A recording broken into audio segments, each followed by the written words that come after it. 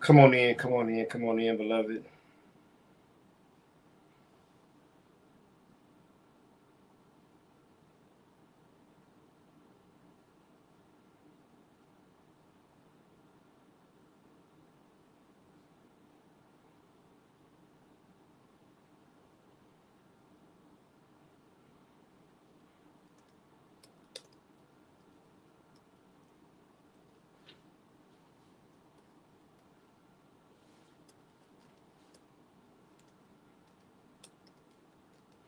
Come on in, come on in.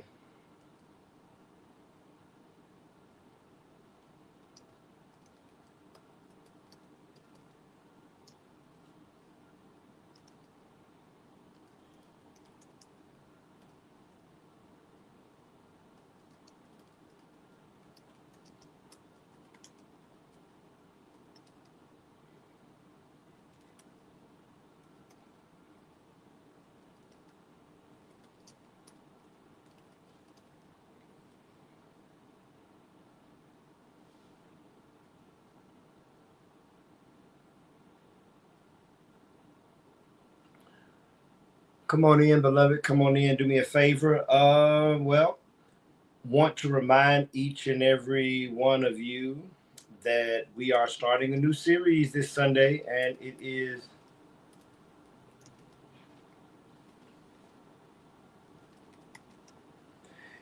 new series that we're starting this Sunday is called the Confrontations of Jesus. We're back on Jesus. I told you that we were going to be Jesus heavy in 2025. And so we're back. We're back talking about Jesus. And for the entire month of September, we're going to look at times where Jesus was in conflict, where Jesus was in confrontation. And what can we learn about Jesus? Why was he in conflict? What are the things that he got upset about? It's also interesting maybe to know what Jesus never was in conflict about. So we're having a good series this September, and I'm excited about it.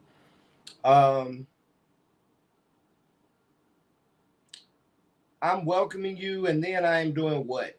I am asking you to like and share. Would you do me a favor and take a moment to like and share? I'm going to do the exact same thing. I haven't done it myself. Um, there I am, right front and center. For those of you who've already liked and for those of you who've already shared, thank you so much. Check in with me as we talk about setting a goal.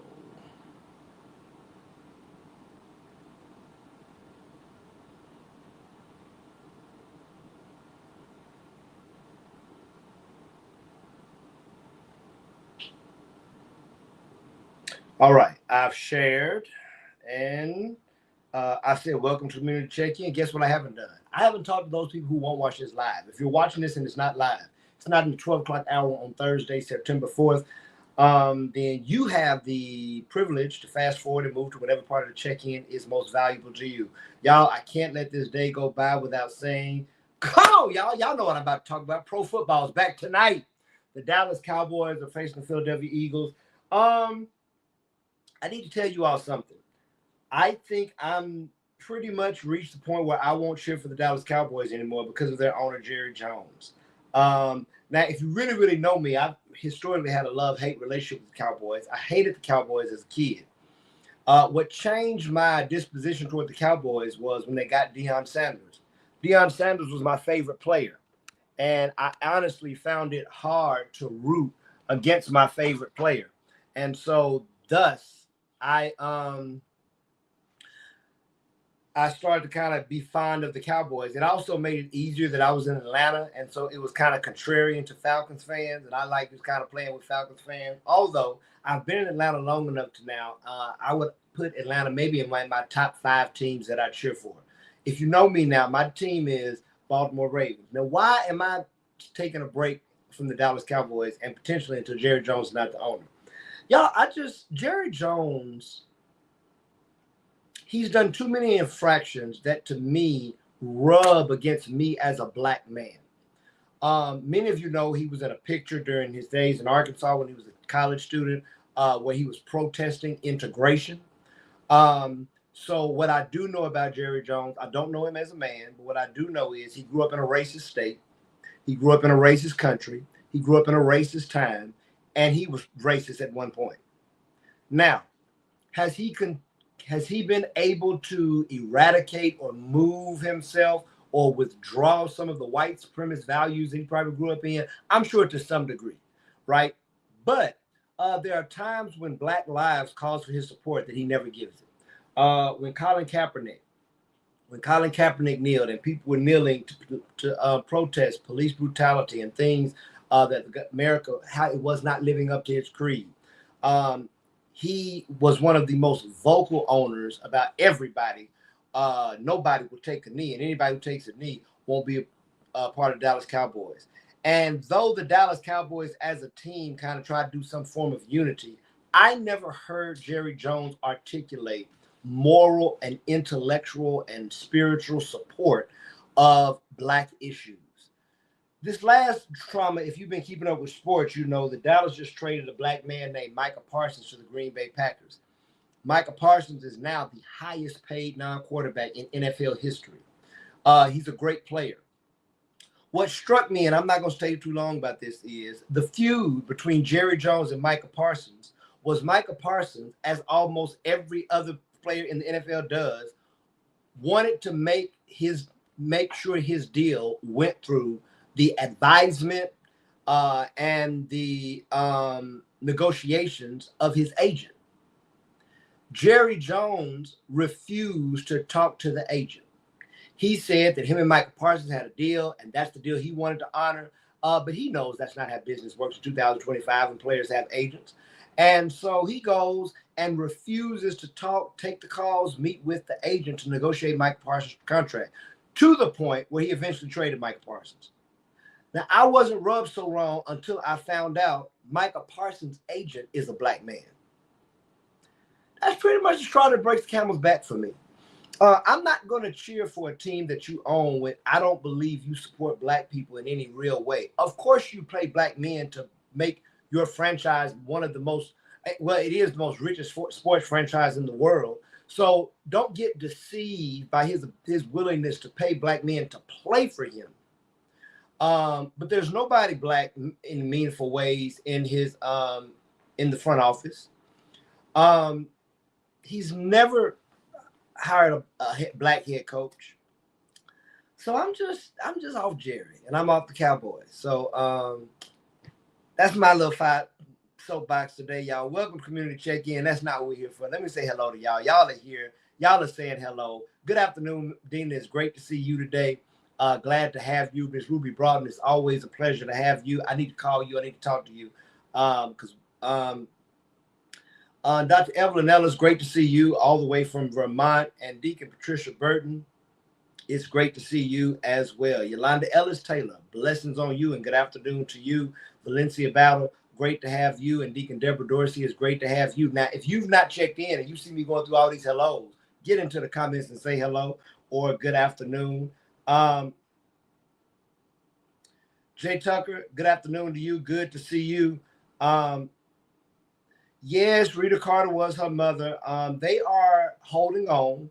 They're doing as well as can expect it. Thank you for asking. Sonia Harper is a frequent member of, not member, but participator in our community check-in. So thank you for asking about her. Please continue to pray for Sonia Harper as she grieves the loss of her mother. Anybody who's lost a parent knows she has a long span of grief ahead of her as she deals with the trauma of losing the person that she first knew. Hey, Melba, good to see you. Good to have you. Yeah, I coach Melba's son. Melba's son is the best athlete I ever coached in my life. He's a professional soccer player in California, and his name is Bryce. So we always have Bryce Jameson and Bryce Jackson on the same team. All right. Let's get to this question of the day, and I see some prayer requests, so I'm going to be logging those. The question of the day is simply this. What is a goal you have for September? If you don't have a goal, then just say, I've not made a September goal. I would even ask you this, and don't try to make one on the fly, because that's what today's word is about. So what is a goal you have for September? What is a goal you have for September? And if you don't have one, then just say, I don't have one. There's no crime in that. You're not in trouble. There was no homework. So please, Good afternoon, Michelle. Good to see you. You all go ahead and answer the question of the day. I am going to log these prayer requests. Thank you so much. Deacon Burton, I am putting down Gloria Robinson. I have her down for a prayer request.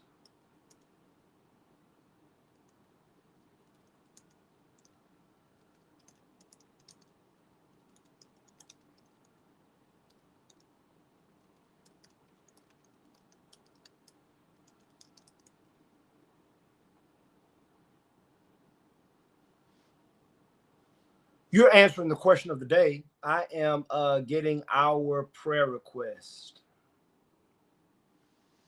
Jay, thank you so much. I'm putting Heidi Tucker on my prayer list right now. Feel like I missed somebody.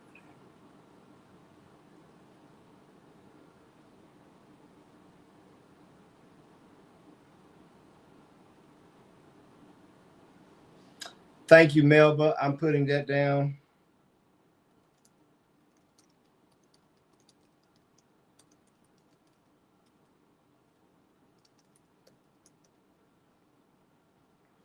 If anybody else has a prayer request, please. If not, would you go into the comment and answer the question of the day? What is a goal you have for September? If you've not made a September goal, it's totally fine. It's actually better because that's what we're talking about today. But if you do have a goal for September, because some of you who are here Tuesday, I told you this question was coming up, so you had 2 days to think about this. I would love for you to give me an answer.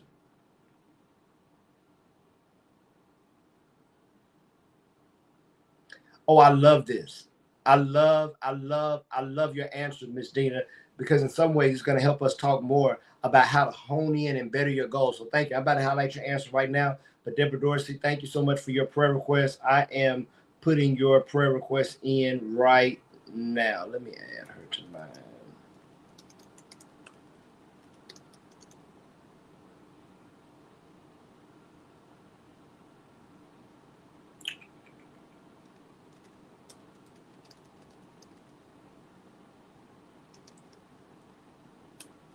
Oh, another thing.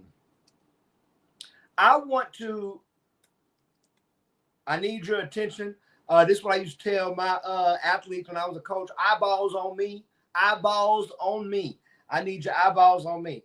We are set up for digital sign up for Living Love groups. If you've not, we sent an email Tuesday. We're going to send another one tomorrow. It will come with your announcements. But here's the thing. You can sign up right now by going to our app. If you don't have our app, please download our app on your phone. And I'm going to show you what it looks like. So if you go, where is my Fellowship of Love app? Okay, if you look here, I'm going to push this Folk app. Nope, I missed. I'm going to push this Folk app. When it opens, there are several pages. One of those pages says Little Group. I'm going to touch that. And then it goes, Little Group, please sign up for your Living Love group here. And then I'm just going to hit Little Group sign up. It's going to buffer a little bit. And then there it is. It takes me straight to my sign up sheet. I can go to my phone. It has descriptions of every group. And then at the end of those descriptions, it has a group. Now, listen, you don't have to be a member to be a part of a Living Love group. So any and everybody who can hear me right now, I want to encourage you, download the Fellowship of Love Church app. Then go sign up for a Living Love group. There are several Living Love groups that are virtual. And so we would love to have you. Digital sign up is here. Dr. Evelyn Ellis, I've got a special group that I think you'd be great for. Just think about it. It's on Monday evenings. It's called The Fire Next Time. Well, you know the book. We're going through James Baldwin's book, The Fire Next Time. It's a virtual group, Monday evenings at 7. Now, I don't know if that fits your time schedule, but if it does, we would love to have you. But check out any of the groups. We'd love to have you in any of the groups. But I just, that to me feels like it would resonate with you. The little I do know about you. Still planning to come to Vermont in October.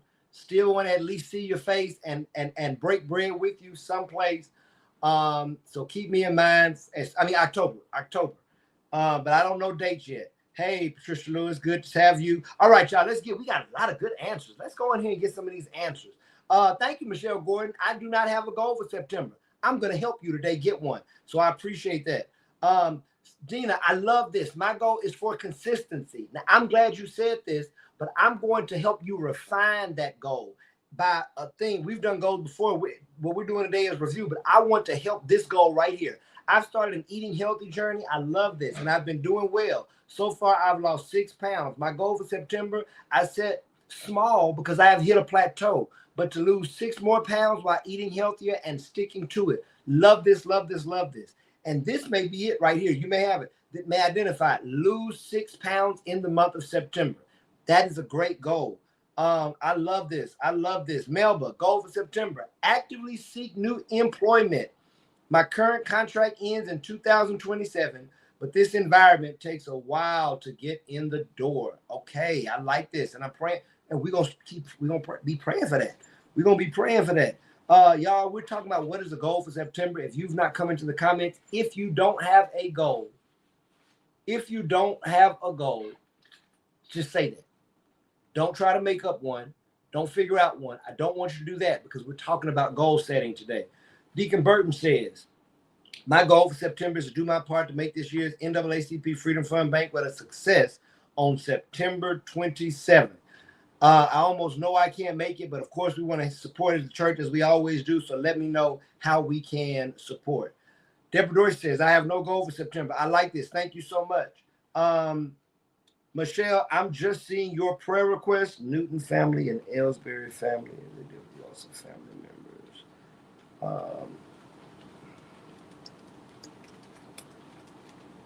I'm getting your request. Ellsbury and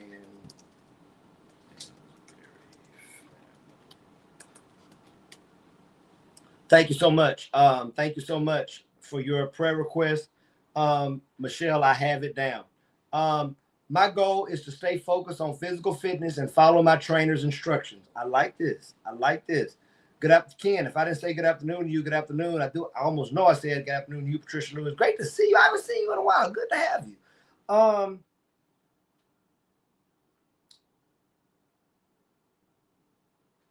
My goal is to walk each day to get back to my 3 miles a day for 4 days. I love this. Sciatica is limiting my walking. Listen, my sciatic nerve bothers me sometimes. And so let me tell you, that's a pain. My goal is to be better than I was yesterday. That's great, but I want to challenge you too, Ken. And I hope you listen to what we're talking about goals. We're about to move into the word today, you all. We're about to move into the word. And today's word is set a September goal. I want to encourage each and every one of us this month to set a goal. And I want to talk about what it means to set goals and how we can do this. Here's what I want to encourage you to do. First of all, as you begin to set goals, and the first thing you may want to do is just brainstorm on some things you want to achieve. Just start writing. And writing is a healthy process. Writing things down. The act of writing improves recall. There's something about writing that entrenches it in your mind and makes it more serious. I don't know what the science is, but it's true. When you write it down, it becomes more serious for you, with you, in you. So write this down, brainstorm, and then here's what I want you to do. We're just talking about setting one goal for September. I want to tell you all what my goal is.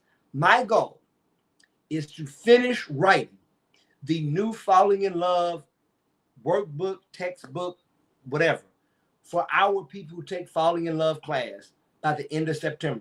I want to be able to give people who do Falling in Love a booklet when they join that they can keep and that talks about who we are as a church, something they can go to. I want people to have a packet. And we used to give binders. Then when I knew I wanted to change, we stopped giving binders and I just teach the class. I want to write and finish our Falling in Love class. I'm going to say textbook, y'all, but it's going to be small. So that's why just textbook seems to be what's the word? It seems to embellish what it's going to be. But booklet, maybe booklet. That's what I like, that booklet. I want to finish our Falling in Love booklet for our new members class. Now, when you make goals, we can make goals. Remember this acronym because I think this is a great acronym to make a great goal. It's called Make Your Goals Smart. SMART. Make your goals smart. Now, what is the first thing? First thing is your goal needs to be specific. This is what I love, Dina, about your goal. I'm going to use you as an example because at first you started with something that's not specific, and it sounds like me, right? You said, my goal is for consistency. Consistency is a great quality. It's a great trait. It's a phenomenal characteristic, but it's not specific. Consistency where? Consistency in what? And so you came back later and you gave something much more specific. I was about to say Pacific. Come on, y'all. I'm black. Everybody said Pacific one time in their life when they were trying to say specific.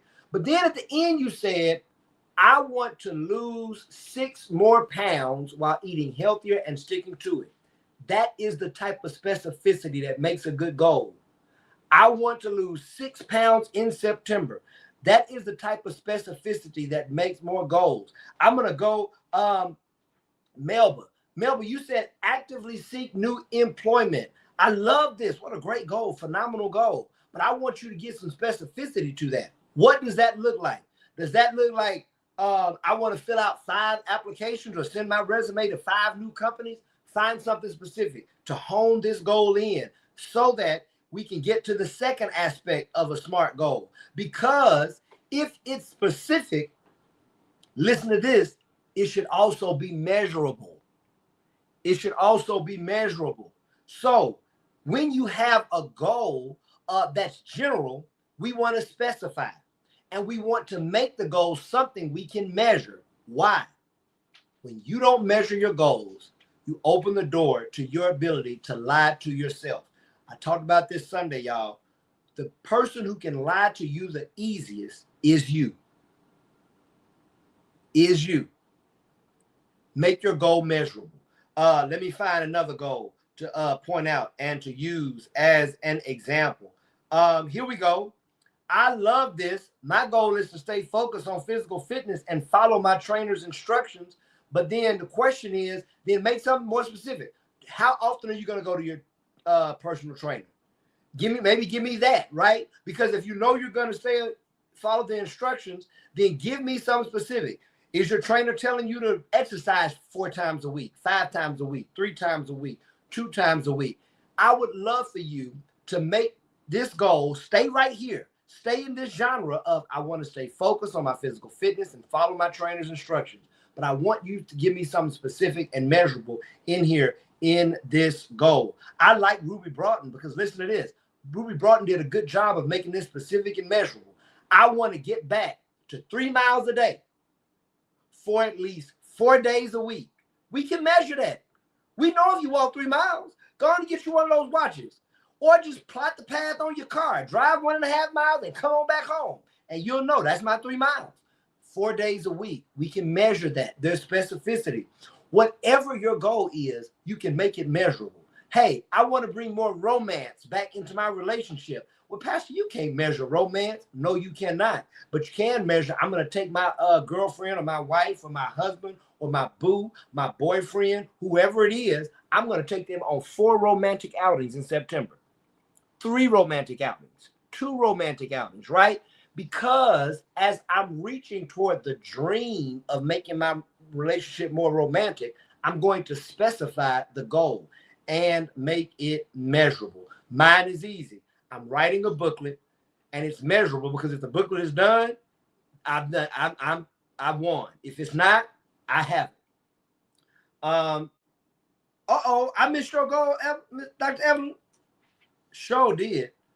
My goal is to make a shift. I want to shift from training rides on my bike to just enjoyment rides. The training will take care of itself. Retired distance runners always want to train. Wrong. I agree with this. I love this goal. So here's what I mean about measurable. I don't know how often you ride, but maybe you put a number. I'm going to take 4 rides or 5 rides or 6 rides for pure enjoyment. I don't know what that means. That means do you not put a distance on it? Do you just start off and go until you feel like you turn around? Whatever that means. I love this goal. Thank you so much for telling me that I missed it, you all. We're talking about making our goals smart, you all. We're saying smart goals. Smart goals are specific. Smart goals are measurable. Smart goals are attainable. I love this. I'm going back to Dina. Dina, I love your goal because you can lose 6 pounds in a month. It's not, you almost a little bit more than 1 pound a week, right? You can lose 6 pounds in a month. I'm encouraging you. I'm praying for you. I'm pulling for you. But yes, make it attainable, right? Well, you can't lose 30 pounds in a month, y'all. Not in a healthy way. So don't make a goal that is so far that you can't reach it. I can write this booklet. Truth of the matter is, you give me about 2 days, I could do it. If I just sat down and locked in. Maybe I need to go somewhere where some water is and just lock in and just sit down in front of my computer. But make your goal attainable. Don't try to go reach to the craggy sides of yonder's mountains of achievement in just this next month. Give me a goal that's reachable, that's attainable. We're talking about making our goals smart, right? We're talking about making our goals smart. We're going to set one goal for September. It's going to be smart, specific, measurable, attainable. Now, I'm going to come to you. Here it is. Relevant. Relevant. What does that mean? This means this needs to be about you. It doesn't need to come from exterior forces. This goal is you being selfish for you. And I don't even want to use the word selfish. This goal is you using your self-love to focus on something you want, on something you need, on some progress you are looking to attain, right? Now, listen to this. Ken, I love this goal. My goal is to be better than I was yesterday. So maybe change that because we're making a monthly goal. And I'm going to push you to say, I want to be better in September than I was in August. But that's not specific enough. Are you going to be better in your spiritual exercises? Are you going to be better in your physical exercise? Are you going to be better in, what are you going to be better in? I need you to choose something, pick something, think about something. I want to eat better. What does that mean? Okay, for 5 meals a week, I'm going to eat lean, right? Organic foods, all vegetables. I don't know. But you can specify being better this month than last month by choosing an area and then making it measurable. If you want to talk about physical exercise, how often do you exercise? Do you exercise every day for 30 minutes? Maybe in September, I want to exercise every day for 40 minutes. That's a 33% increase in your exercise. Whatever it is, it needs to be specific. It needs to be measurable. I like this. So Ken said, I want to be spiritual. Now, what does that mean for you? Okay, so now what you need to do is choose a spiritual practice that you're going to improve on. Maybe I'm going to pray once a day on my knees. I don't know. Maybe I'm going to read a chapter of a Bible once a day. Maybe I'm going to read a chapter of the Bible once a week. I don't know what it is. But what I want you to do is find a spiritual practice. Reading, prayer, fasting. Maybe I fast one day a week from 9 a.m. to 9 p.m. I don't know. But there's so many ways we can improve our spirituality, but we can be specific. What does it mean for me to be more spiritual? It means for me to read my Bible more. It means for me to fast more. It means maybe I need to serve. Maybe I haven't served anywhere. So I'm going to commit to serving once a month. I don't know. But make your goal smart. Make it specific. Make it measurable. Make it attainable. Make it relevant. Here's the last one. This is easy. Make it time bound. Put a time on it, y'all. Don't do that. Don't infinitize your goals. Don't make your goals eternal. That's right. And that's why we're making this goal for September. So we already covered that. I already covered the T in your SMART of your goal. We're trying to make a goal in September. By September 30th, we're gonna knock some things out. My prayer is I'm going to either be able to show y'all the booklet in my hand or at least send you to a draft of it because it will be completed. Y'all, we're just talking about setting the September goal. If you're going to set a goal, sit down, brainstorm on some things, write some things down, make it specific, make it measurable, make it attainable, make it relevant, make it time bound. Ken, I saw that you said prayer, so now I'm going to encourage you, put some specificity and some measurement on that. Are you going to pray once a day? Maybe you choose a time of day you're going to pray. I'm going to pray every day at 6 a.m. Maybe you don't do it every other day. Maybe every day is too much. On Mondays, Wednesdays, and Fridays, I'm going to pray. All I'm telling you is make something specific and measurable in terms of your prayer life. Y'all, I got to go. I want to thank y'all. I hope that we're getting better. I hope that we're living better. I hope that we're being better, because this time today is to boost our spirit and to better our life. So make your goals smart goals. Every head bowed, every eye closed, every heart praying. God, we love you today, and we honor you, and we thank you for who you are and for what you've done. You're an awesome God, and you've given us this chance at life. And no matter how much we've messed up, or no matter how much we've hesitated or procrastinated on being who we are, today, God, we woke up with just another chance to be better. And so we want to pause and say thank you for that, God. Thank you for the chances you give us over and over and over again. In fact, God, there's a word for that, and it's called grace. You extend grace to us. And somebody said it's not just grace, it's amazing grace. And so, God, today we want to bask in your grace. We want to thank you for your grace. And we want to honor your grace with our action. Today, God, we've chosen an action to just set one goal for this month. And God, I'm praying for each and every person under the sound of my voice who walked into September without a goal, but who's going to walk out of September with one. God, I'm praying, God, for every single person under the sound of my voice, that we achieve the one goal that we've articulated today. Today, God, we're not going to radically transform ourselves. We might not do a whole makeover, but God, today we can choose one thing that we can determine ourselves that will make us better, so that October 1st, we can know that there's something in our that we've accomplished, that we've succeeded. And so today now, God, here's what I'm asking for. I'm asking for your strength. God, infuse us with the strength of stick-to-itness. Infuse us with the strength of initiative. Infuse us with the strength of self-discipline. Infuse us with the strength of self-motivation. Infuse us with the strength of energy and consistency. God, I am praying over every goal that has been written, over every goal that is in someone's mind, over every goal that someone wants to achieve. God, I am praying that we have a plethora of achieved goals on September 30th. God, I know you can do it, but God, now I want you to help us to do it. Help us to live better, to be better, to do better, to feel better, in the name of Jesus. We come today, God, praying for those who are on our hearts and our minds. And so I'm praying now for Trenton Whitfield and his family as he's going back on epilepsy monitoring. God, continue to be a healer and continue to cover him.